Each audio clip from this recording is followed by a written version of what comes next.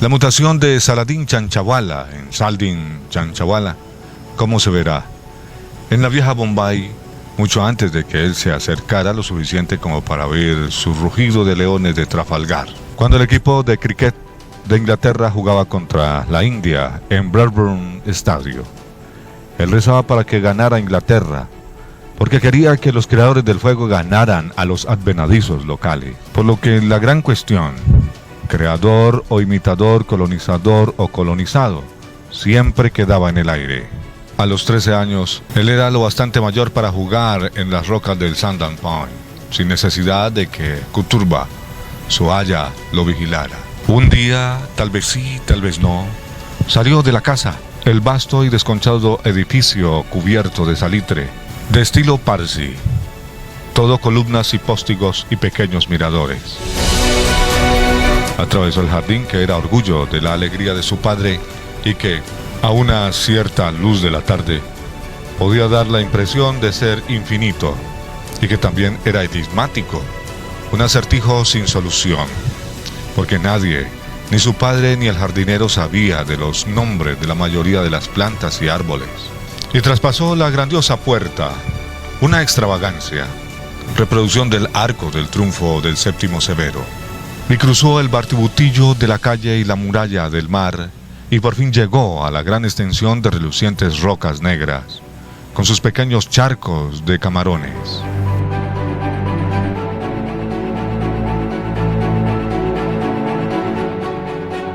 Las niñas cristianas se reían de sus vestidos europeos. Los hombres con paraguas enrollados contemplaban silenciosos el horizonte azul. En una hondanada de roca negra, Saladin vio a un hombre vestido con un dhoti, inclinado sobre un charco. Sus miradas se encontraron, y el hombre llamó moviendo un dedo que después se lo llevó a los labios. Y el misterio de los charcos en las rocas atrajo al niño. Era una criatura de mucho hueso. Su dedo se doblaba como un anzuelo. Cuando Saladin se acercó, el hombre le agarró, le tapó la boca con la mano y llevó la mano joven entre sus viejas y descarnadas piernas a tocar el hueso de carne. El dhoti abierto a los vientos.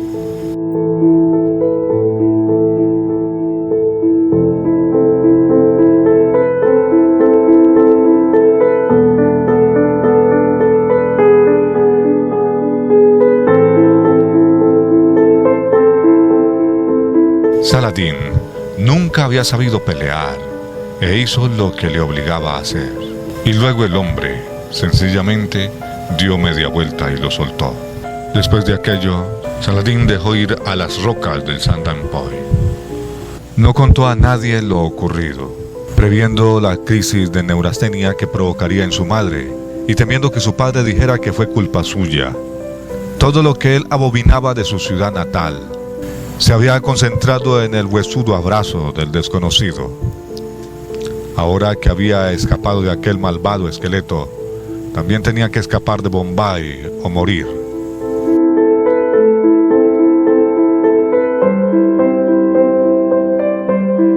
Empezó a concentrarse afanosamente en la idea, fijando su voluntad en ella en todo momento, comiendo, cagando, durmiendo, para convertirse a sí mismo de que él podía hacer que ocurriera el milagro.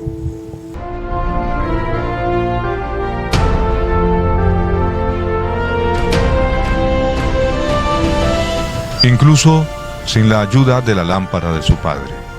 Soñaba con salir volando por la ventana de la habitación para descubrir allí, debajo de él, estaba no Bombay sino el mismo Londres. Big Ben, Collar Nelson, Lord Steinberg, jodida torre. Pero mientras planeaba la gran metrópoli, sentía que empezaba a perder altura, y por mucho que se esforzaba pateando y braceando en el aire, seguía bajando a tierra, más y más deprisa, hasta que se zambullía gritando en la ciudad. San Pablo,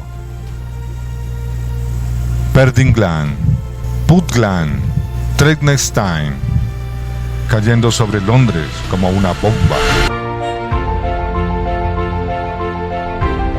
cuando ocurrió lo imposible. Su padre inopinadamente le ofreció una educación en Inglaterra, pensaba él, porque si no, bien claro está, pero a caballo regalado, etc.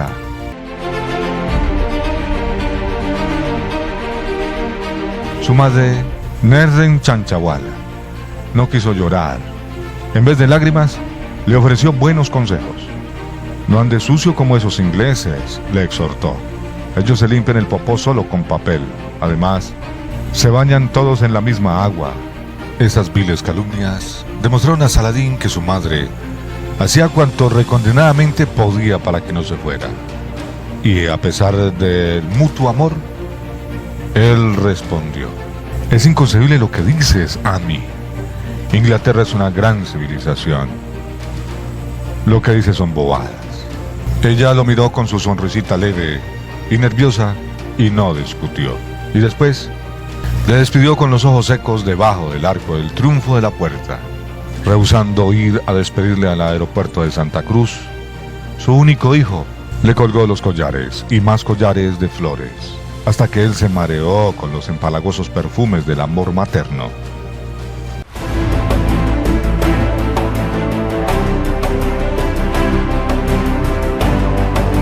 Narren Chanchawala era una mujer leve y frágil, con unos huesos como tincas, como astillas de madera. Para compensar su insignificancia física, desde muy joven, se acostumbró a vestir con cierta llamativa exageración. Los dibujos de sus saris eran deslumbrantes, incluso chillones. Seda limón con enormes diamantes de brocado. Remolinos de op-ar en blanco y negro que producían vértigo. Gigantescos besos de lápiz labial sobre fondo blanco brillante. La gente le perdonaba su gusto horripilante con la inocencia que ella llevaba a aquellas cegadoras prendas. Porque la voz que brotaba de aquella cacofonía textil era fina, vacilante y modosa. Y por sus saris. Todos los viernes de su vida de casada, Narren había llenado los salones de la mansión de Chanchawala. Unas cámaras habitualmente lúgubres, con grandes criptas sepulcrales, de luces brillantes y amigos superficiales. Cuando Saladín era pequeño, se empeñaba en hacer de portero y saludaba a los enjollados y engominados invitados con toda seriedad, permitiéndoles dar palmaditas en la cabeza y llamándoles monín y ricura. Los viernes de la casa se llenaba de ruido. Habían músicos, cantantes, danzarinas, los últimos exitosos de Occidente emitidos por Radio Ceilán. Vocinglero teatro de marionetas, en el que unos raja de barro pintado que cabalgaban los corceles de mentirillas y decapitaban a los títeres enemigos con estentóreas imprecaciones y espadas de madera. Durante el resto de la semana, empero, Narren se movía por la casa tímidamente, como tenebrosa de turbar el sobrio silencio, y su hijo, que la seguía por todas partes, aprendió de ella a pisar con suavidad, para no despertar al duende Alfred, que pudiera estar dormido en algún rincón, esperando.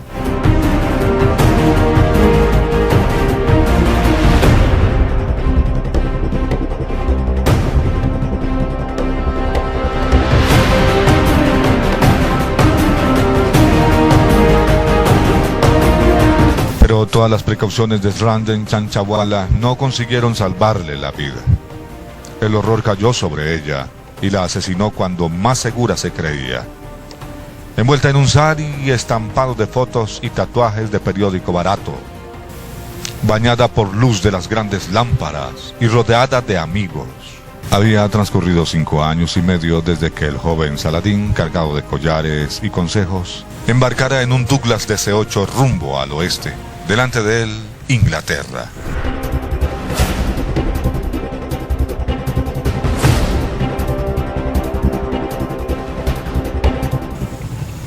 A su lado, el padre Changues Chanchawala. Debajo, el hogar y la belleza. Al igual que Narren, Saladín leyó cuentos de ciencia ficción, de emigraciones interplanetarias, la fundación de Asimov y las crónicas de Marte y Rembrandt.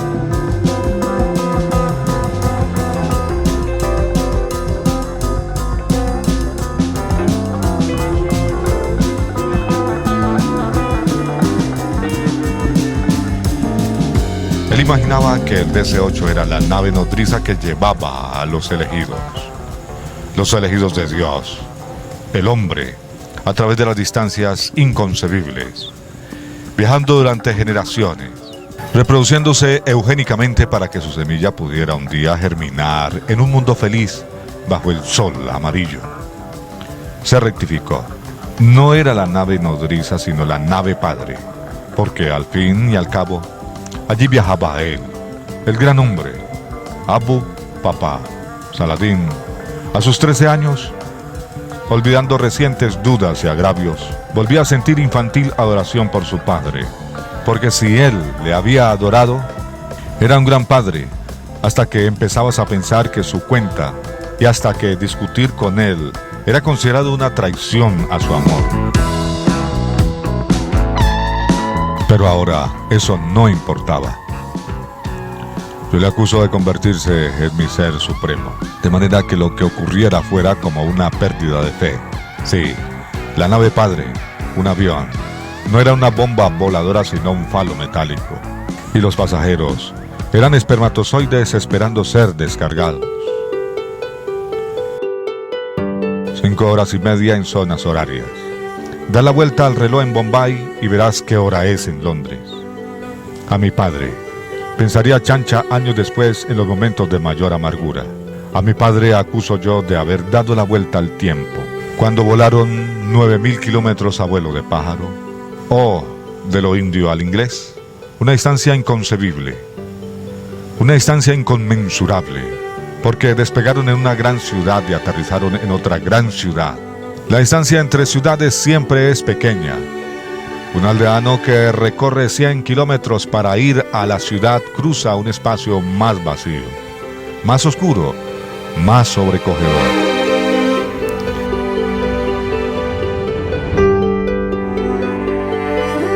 He aquí lo que hizo Changues Chanchawala cuando despegó el avión. Procurando que su hijo no le viera, cruzó los pares de los dedos de cada mano e hizo girar los pulgares. Y cuando estuvieron instalados en un hotel a pocos metros del antiguo emplazamiento del árbol de Turnbull, Changues dijo a su hijo: «Toma, esto te pertenece», y le tendía un billetero negro cuya identidad era inconfundible. «Ahora eres un hombre, tómalo».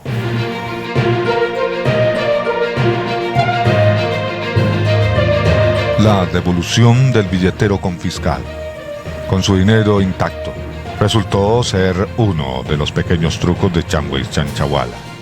Trucos que habían engañado a Saladín durante toda su vida.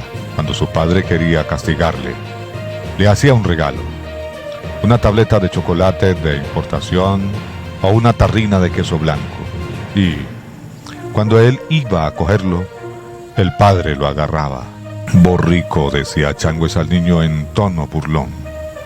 «Siempre, siempre, la zanahoria te trae hasta mi bastón». En Londres, Saladín tomó el billetero que se le ofrecía. Aceptó el regalo de la mayoría de edad. Pero entonces su padre dijo: «Ahora que eres un hombre, debes mantener a tu anciano padre mientras estemos en la ciudad de Londres. Tú pagarás todas las cuentas».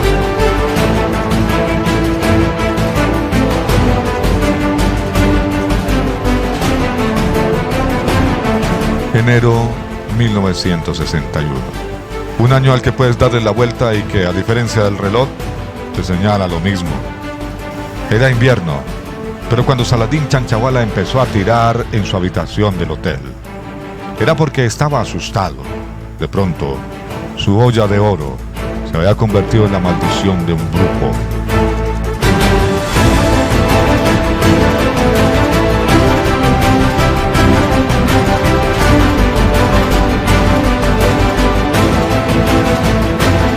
Aquellas 2 semanas que pasó en Londres, antes de ir al internado, se convirtió en una pesadilla de cajas registradoras y cálculos, porque Changues hablaba completamente en serio y no llevó la mano a su propio bolsillo ni una sola vez. Saladín tuvo que comprarse ropa, entre otras cosas.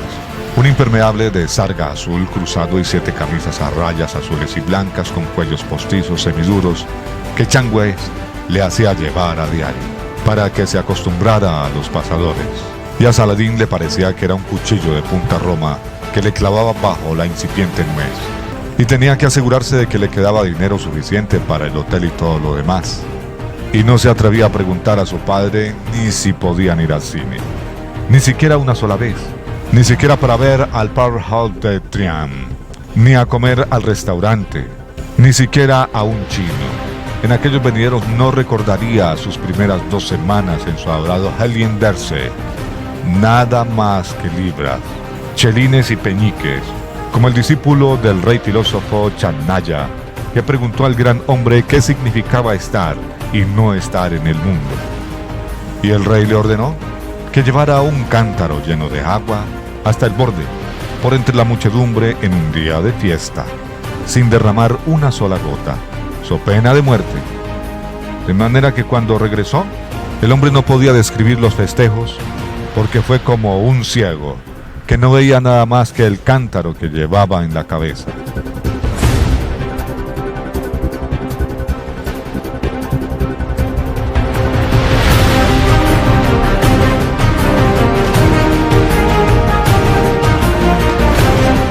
Changue Chanchahuala estuvo muy tranquilo en aquellos días, ni de hacer nada.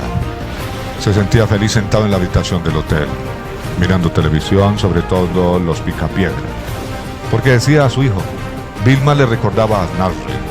Saladín trataba de demostrar que era hombre ayunando con su padre, esforzándose por resistir más que él, pero no lo conseguía.